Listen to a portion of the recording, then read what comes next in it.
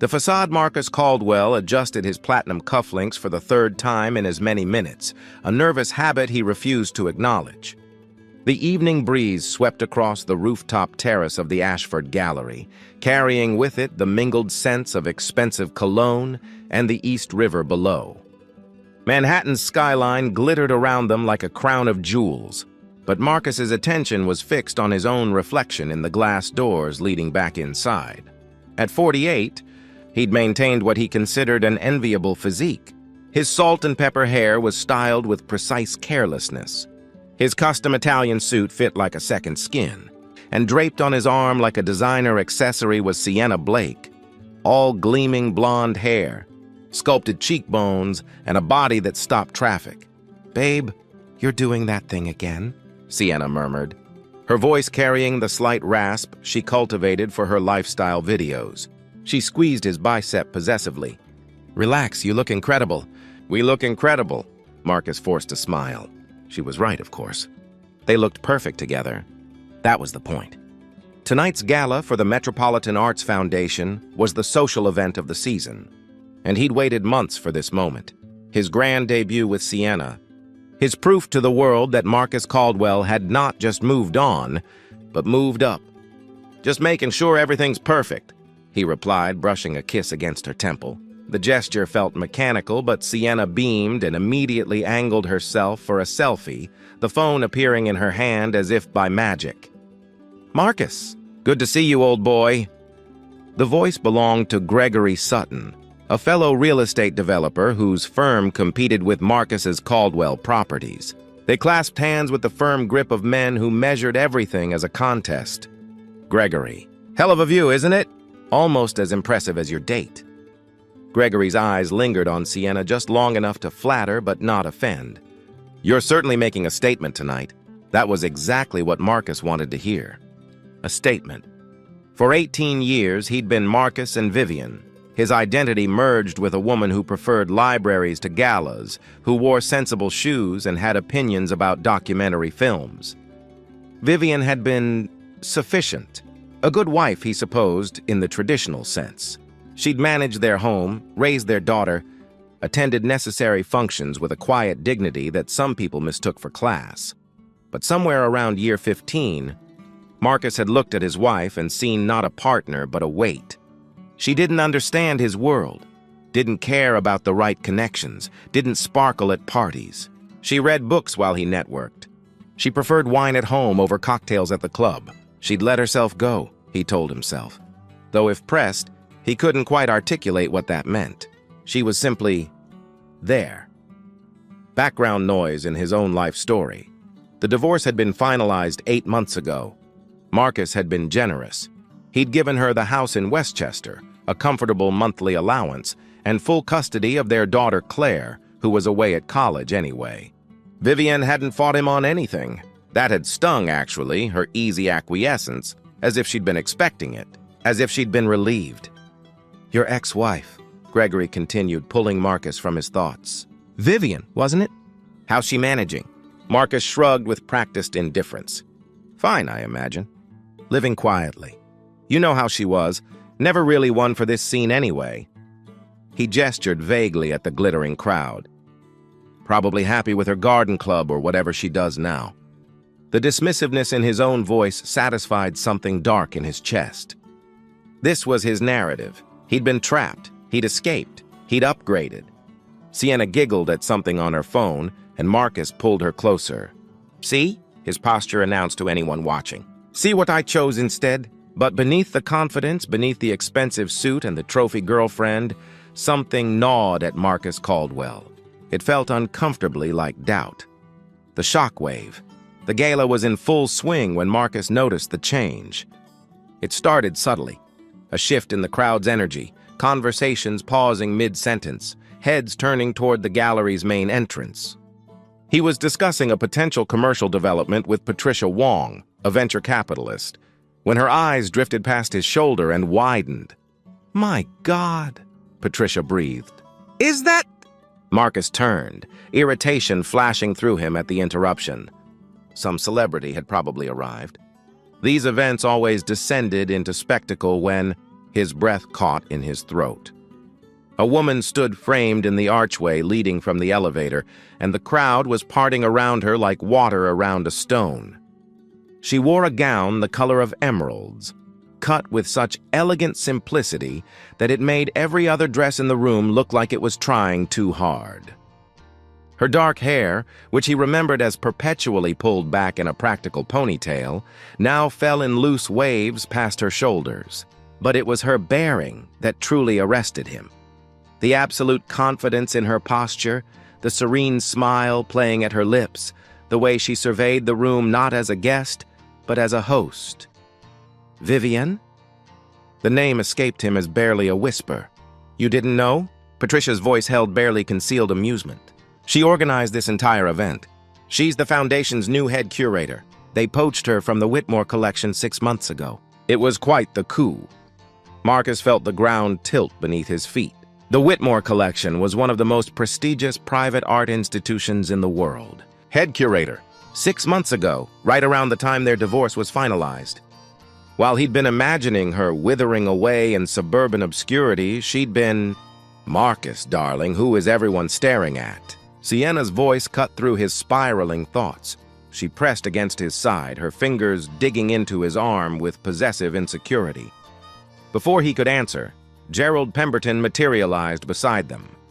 The gallery owner was a fixture in New York's art world, a man whose opinion could make or break reputations. He'd been a friend to both Marcus and Vivian during their marriage, though Marcus had always suspected Gerald preferred Vivian's company. Marcus. Miss Blake. Gerald's greeting was polite but perfunctory, his attention clearly elsewhere. Quite the evening, isn't it? Vivian's outdone herself. The collection she's assembled is extraordinary. We have commitments from donors who've never given to the Foundation before. I didn't realize Vivian was involved, Marcus managed, his voice sounding hollow to his own ears. Involved? She's the architect of the entire program. Gerald's eyebrows rose. Surely you knew. She's been featured in Art Forum? The Times did a profile last month. Her vision for accessible art education is revolutionary. The Foundation is lucky to have her. Each word landed like a physical blow. Marcus watched as Vivian moved through the crowd with fluid grace, accepting congratulations, embracing colleagues. She was radiant, that was the only word for it. The quiet, retiring woman he'd dismissed as dull had somehow transformed into this luminous creature who commanded the room's attention without even trying. And then Marcus saw him. The man who approached Vivian was tall, perhaps 40, with dark hair just beginning to silver at the temples.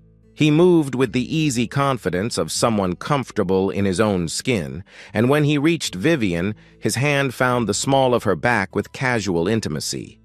She turned to him with a smile that Marcus recognized, or thought he did. It was brighter somehow, unguarded in a way she'd never been with him. That's Dr. Nathan Cross, Patricia supplied helpfully. The architect. He designed the new wing at the Modern. Brilliant man.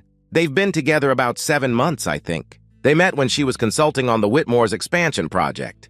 7 months, before the divorce was even final. While Marcus had been planning his grand entrance with Sienna, Vivian had been building an entirely new life. She looks different, Sienna said, her voice tight with an emotion Marcus couldn't quite place. Jealousy, perhaps, or recognition of a competitor who played in an entirely different league. She looks happy, Gerald corrected gently. Then with a glance at Marcus that held something uncomfortably close to pity, he added, some people bloom when they're finally planted in the right soil. The implication hung in the air.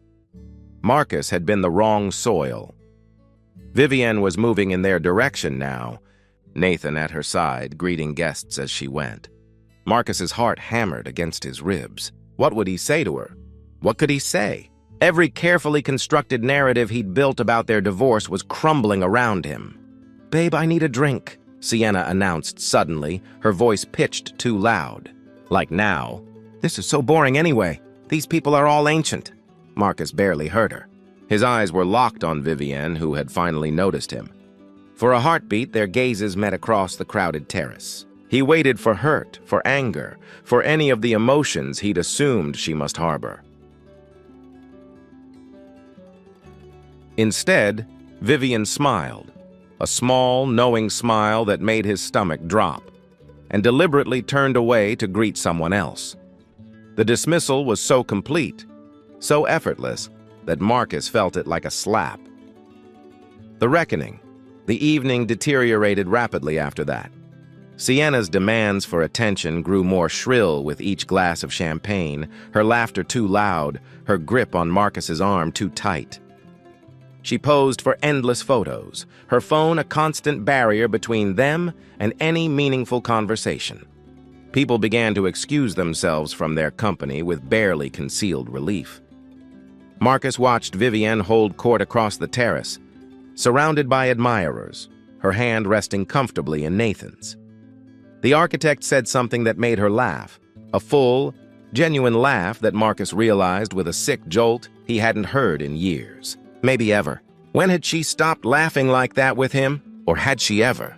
"I can't believe you let her show you up like this," Sienna hissed in his ear, her breath wine-sweet and accusatory.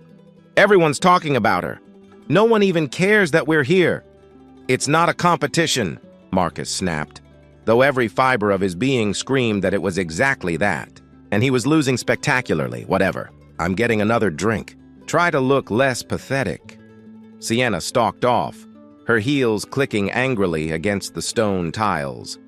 Marcus found himself alone for the first time that evening, and the solitude felt like drowning. Around him, the party continued. Successful people celebrating success, making connections, building futures. He'd come here to prove something, to show the world his triumph. Instead, he felt invisible, a ghost haunting the margins of a story that no longer featured him. "Marcus." The voice was soft but clear, and he turned to find Vivian standing beside him. Up close, the transformation was even more striking. Tiny lines crinkled at the corners of her eyes, laugh lines, he realized, ones that hadn't been there before. Her skin glowed with health and happiness. She looked younger than she had 5 years ago. "Vivian," his throat felt tight. "You look—" "This is all very impressive." "Thank you." Her smile was polite, the kind she might give any acquaintance. "I'm glad you could make it. Claire mentioned you might come. Their daughter." The one subject that still connected them. "She's doing well at Princeton?" "Wonderfully. Her art history professor says she has a real eye. She might intern at the Whitmore next summer." Pride warmed Vivian's voice in a way that made something in Marcus's chest ache. An awkward silence stretched between them. Nathan had been drawn into conversation with a sculptor, giving them this pocket of privacy. Marcus scrambled for words, something to bridge the chasm that had opened up between who he'd thought Vivian was and who she actually turned out to be. "I didn't know you were doing all this," he finally said. "The job, the foundation. You never mentioned wanting to work in the art world." Vivian's expression shifted, something complicated flickering across her features. "I mentioned it many times, actually. Over 18 years. You weren't listening." The words weren't angry. They were simply factual, which somehow made them cut deeper. "That's not fair, isn't it?" She tilted her head, studying him with those clear eyes. "Marcus, do you remember the summer after we got married? We went to Florence, and I spent hours in the Uffizi. I told you that night at dinner that I wanted to study art history, maybe work in a museum someday. You laughed and said I should focus on making a home instead. That art was a nice hobby, but not a real career." He did remember, vaguely. A young Vivian, eyes bright with enthusiasm, talking about Renaissance paintings over pasta. He'd thought her sweet but naive, impractical. "I was 23, Vivian continued, her voice still gentle. "And I loved you, so I believed you. I believed I should make myself smaller to fit into your life. And I did, for a very long time. Vivian, let me finish." She held up a hand. "When you asked for the divorce, I was devastated. For about a week. And then I woke up one morning and realized I felt light. Like I'd been holding my breath for 18 years and could finally exhale." The words hit Marcus like physical blows. He wanted to argue, to defend himself, but memories were flooding back unbidden. Vivian mentioning a lecture series at the Met, him dismissing it as a waste of time. Vivian suggesting they host a dinner for the museum board, him telling her his colleagues would find it boring. Vivian sharing an article about Renaissance art, him not even looking up from his phone. Death by 1,000 paper cuts. He'd been killing her slowly and he hadn't even noticed. I joined a grief support group, Vivian said, and the therapist asked us to list things we were grieving. Everyone else listed people, relationships. I realized I was grieving myself, the person I never got to become because I was too busy being Mrs. Marcus Caldwell. That's not fair, Marcus repeated weakly. I gave you everything. The house, security, a good life. You gave me a cage, Vivian corrected, still without rancor. A very comfortable gilded cage. But Marcus, I can fly. As if on cue, Nathan glanced over and caught Vivian's eye. His face softened with such obvious adoration that Marcus felt a sharp stab of something he refused to call jealousy. He looks at you the way I used to, Marcus said, surprising himself with the admission. Vivian's expression gentled. No, he looks at me the way you never did. Nathan sees me, Marcus. Not a reflection of himself, not an accessory to his life. Me, the woman I actually am. I saw you. You saw what you wanted to see. A supporting character in the Marcus Caldwell story. She paused, then did something unexpected. She smiled, warm and genuine. I didn't come over here to hurt you. I actually wanted to thank you. Thank me? The absurdity of it shocked a bitter laugh out of him. Yes, because you set me free. If you'd never left, I'd still be in Westchester, tending roses, wondering why I felt so empty. You broke my heart, but you also broke me out of a prison I'd built around myself. So thank you. She touched his arm briefly, a gesture of forgiveness or farewell, he couldn't tell, and then she was gone, gliding back to Nathan's side. The architect's arm came around her waist protectively, and they moved toward a cluster of foundation board members. Marcus stood frozen, watching her go. Around him, the party continued, but he felt disconnected from it all, like he was watching through glass. Across the terrace, Sienna was taking selfies with a couple she'd just met, already angling for her next opportunity. She hadn't even noticed his absence. What have I done? The thought crashed over him with devastating clarity. He'd traded a woman of substance for a beautiful shell. He'd convinced himself he was trading up when he'd actually thrown away something irreplaceable. But the worst part, the part that would haunt him in the sleepless nights to come, was that Vivian didn't want him back. She didn't need his approval or his validation. She'd moved on, moved up, moved into a life that didn't include him at all. He thought tonight would be his triumph. Instead, he'd been forced to witness hers. Marcus left the gala early, alone. Sienna could find her own way home. She barely noticed him go, too busy networking for her next post. As his car pulled away from the Ashford Gallery, he looked back one last time.